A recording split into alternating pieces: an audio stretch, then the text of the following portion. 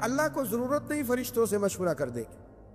اللہ نے فرشتوں سے مشورہ نہیں کیا، بلکہ رب نے انہیں آگاہ فرمایا تھا کہ میں لگا ہوں زمین پہ اپنا نائب بنا، میں خلافت دینے لگا ہوں زمین پہ. اب یہ تو دینے والے کی مرضی ہے نا اس نے کس کو دینی ہے، یہ تو دینے والے کی مرضی ہے نا اس نے. تو کچھ لوگ کہتے ہیں کہ دینے والے سے زیادہ ہمیں پتہ ہے. تو فرشتوں کو بھی یہ اجتہادی خطا ہو گئی، کہنے لگے یا اللہ اسے نہ بنانا، یہ فساد کرے گا، یہ خون ریزیاں کرے گا. تو اللہ نے فرمایا جو میں جانتا ہوں وہ تم. اللہ اکبر. امام راضی فرماتے جب رمضان آتا ہے تو اللہ فرشتوں سے کہتا ہے ذرا یہ کھول کے دروازے دیکھو نا یہ زمین پہ کیا کر رہے ہیں. تم تو کہتے تھے فساد کریں گے اور یہ سارے تراویح بڑھ رہے ہیں. تم تو گویا کہتے تھے فساد کریں گے اور یہ تو دیکھو گویا رمضان کے روزے رکھ رہے. یہ تو میری یاد میں نکلے ہوئے.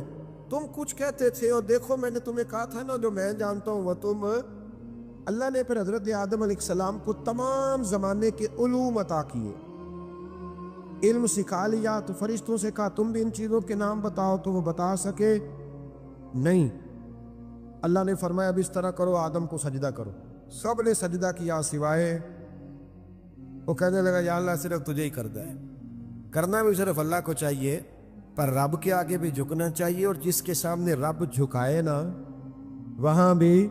اور یہ جو عاجزی ہے نا، یہ جو جھکنا ہے، یہ علم کے آگے ہے. ہماری مصیبت یہ ہے کہ ہم علم کے آگے بھی گردن جھکانے کو تیار نہیں ہوتے، وہاں بھی ہم خود عالم فاضل بن جاتے ہیں. تو فرمایا کہ سب سے کہا سجدہ کرو، سب نے سجدہ کیا سوائے ابلیس کے. تو پھر ہوا کیا وکان من الکافرین، وہ کافروں میں سے ہو گیا. پھر اللہ نے حضرت آدم کو اور جناب حوا کو نا مقام دے دیا جنت میں رہنے کے لیے، اور کہا سارا کچھ کھانا، درخت کے قریب نہ جانا.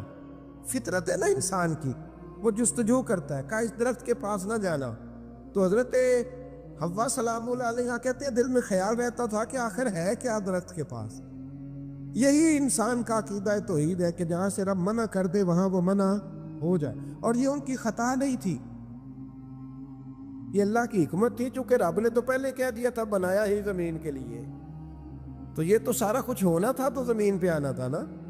تو حضرت حوا اور جناب آدم کے پاس شیطان آیا، اس کو نکال تو دیا تھا پر ابھی اس کا جنت میں آنا جانا بند نہیں ہوا تھا، یہ بھی اللہ کی حکمت تھی. تو وہ کہنے لگا تمہیں پتہ ہے بعد میں مر جاؤ گے. تو حضرت حوا کہنے لگی کیا موت بھی آئے گی؟ کہاں، اس کی تکلیف بھی بڑی ہوگی، تو پھر بچیں گے کیسے؟ تو کہنے لگے پھل کھا لو اس درخت کا. تو بچنے کے لیے پھل کھایا تھا. حضرت عیسیٰ علیہ السلام ایک دن پڑھ رہے تھے انجیل، تو آپ نے نبی پاک کا تذکرہ پڑھا، اس سانپ نے سن لیا. تو حضرت عیسیٰ سے کہنے لگا حضور یہ بتائیں کہ وہ نبی پاک ملیں گے کہاں؟ تو حضرت عیسیٰ فرمانے لگے کہ مکے میں آئیں گے اور مدینے میں رہیں گے. تو کہا ملاقات کیسے ہو سکتی ہے؟ فرمایا چلا جا مکے.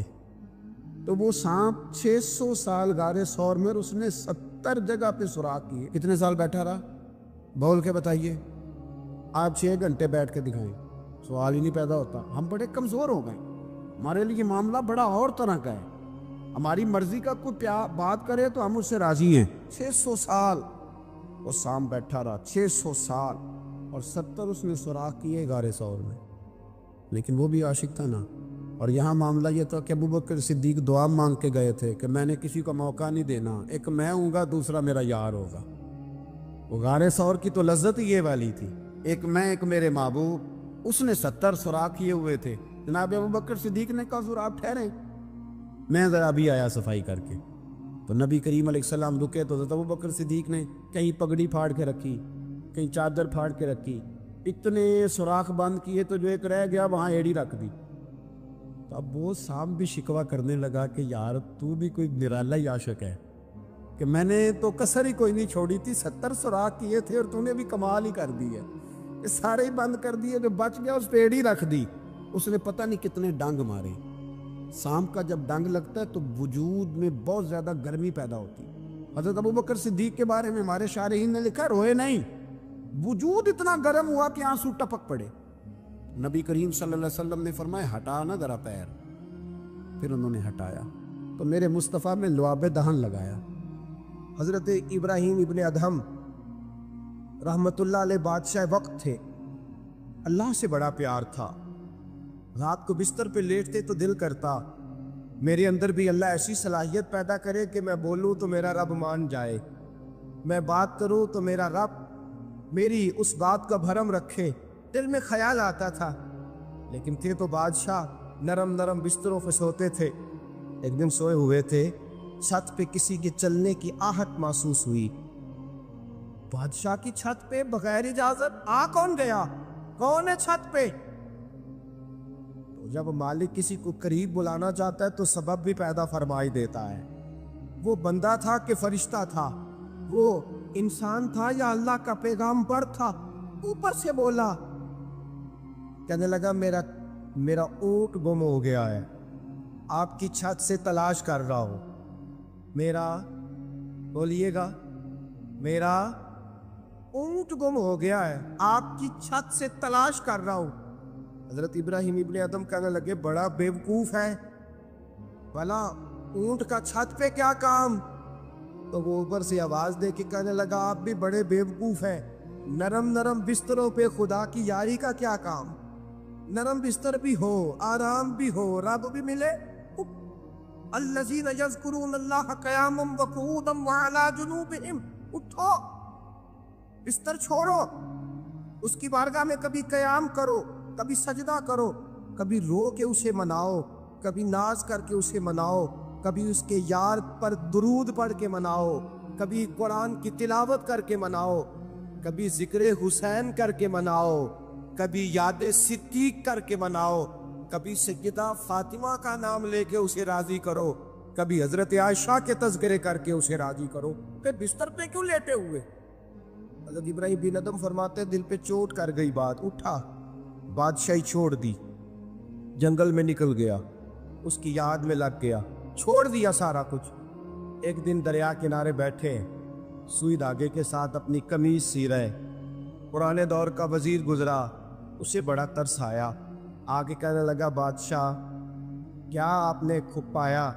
دیکھو نا کتنی آپ کی سلطنت تھی، کیسے عیش و عشرت تھے، ایک اشارہ کرتے تھے تو سارا ملک اکٹھا ہو جاتا تھا، اب آپ کو کپڑے سی کے دینے والا بھی کوئی نہیں رہا، اپنے ہاتھ سے آپ کپڑے سی رہے ہیں، یہ کیا آپ نے اپنا حال کر لیا ہے؟ جے تو وکیا عشق بازار بھی نہیں، جے تو چڑھیا اتے بار بھی نہیں، ایڈا سستا سودا پیار بھی نہیں، ایٹا سوکھا لبدا یار بھی نہیں، کئی جنگل گانے پیندے نے، کئی دوزخ لگنے پیندے نے، جو اس ملوں بھی مل جاوے، ایڈو سستا ہور وپار بھی نہیں، کچھ سمجھ نہیں آندی لوکاں نوں، اوکا دے نال شہید کرے، ڈٹھی یار دے ہاتھ تلوار بھی نہیں، پر او دا خالی جاندا وار بھی نہیں۔ مانے لگے وہ کیسی بادشاہت تھی، اور یہ آپ کو کپڑے سی کے دینے والا بھی کوئی نہیں۔ اللہ کے بندے زیادہ باتیں نہیں کرتے، کام زیادہ کرتے ہیں، وہ پاسوں میں نہیں الجھتے، وہ عمل کی دنیا میں آگے نکلتے ہیں، بول بول کے اپنا آپ ظاہر نہیں کراتے، وہ اپنے کردار سے اپنا آپ ظاہر کراتے ہیں۔ سوئی کے ساتھ کپڑے سی رہے تھے، سوئی دریا میں پھینک دی، بولے کچھ نہیں، اس نے کہا کہ وہ بادشاہت کتنی اچھی، جواب کچھ نہیں دیا، سوئی پھینک دی۔ اب دیکھا وزیر کی طرف نگاہ اٹھا کے، اب دوبارہ کہنے لگے، مچھلیوں میری سوئی تو واپس کرو، مچھلیوں میری سوئی تو واپس کرو۔ ہر مچھلی اپنے منہ میں سونے کی سوئی لے کے برآمد ہو گئی، فرمانے لگے، سونا تو چھوڑ آیا ہوں، مجھے میرے والی چاہیے، اس کو تو چھوڑ آیا ہوں، پھر مجھے وہی لا لا کے دکھاتی ہو، چھوڑ آیا ہوں میں، مجھے سونے کی ہاتھ میرے والی سوئی لاؤ۔ ایک مچھلی سوئی لے کے آئی، حضرت ابراہیم بن ادھم سوئی پکڑی، پھر سے کپڑے سینے لگے، ایک جملہ جواب میں، اس وزیر کی اتنی لمبی چوڑی تکڑی اور ایک جملہ جواب میں، یوں نگاہ اٹھائی، فرمانے لگے، وہ حکومت اچھی تھی یا یہ حکومت اچھی ہے؟ وہ حکومت اچھی تھی یا یہ حکومت اچھی ہے؟ پتہ اس کا اثر کیا ہوتا ہے؟ کردار دکھانے کا، کردار دکھانے کا، خدا کی محبت دکھانے کا۔ حضرت ابراہیم بن ادم فرمانے لگے، اس وقت تو دنیا میری ڈر کے بعد مانتی تھی، اب اللہ سے پیار کیا ہے تو اللہ نے ساری مخلوق کے دلوں میں میری محبت پیدا فرما دی۔ اب لوگ مجھ سے محبت کرتے ہیں اس لیے کہ میں نے اللہ سے پیار کیا ہے، اس نے سارے میرے فرما بردار بنا دیے ہیں۔ پتہ اس کا اثر کیا ہوتا ہے؟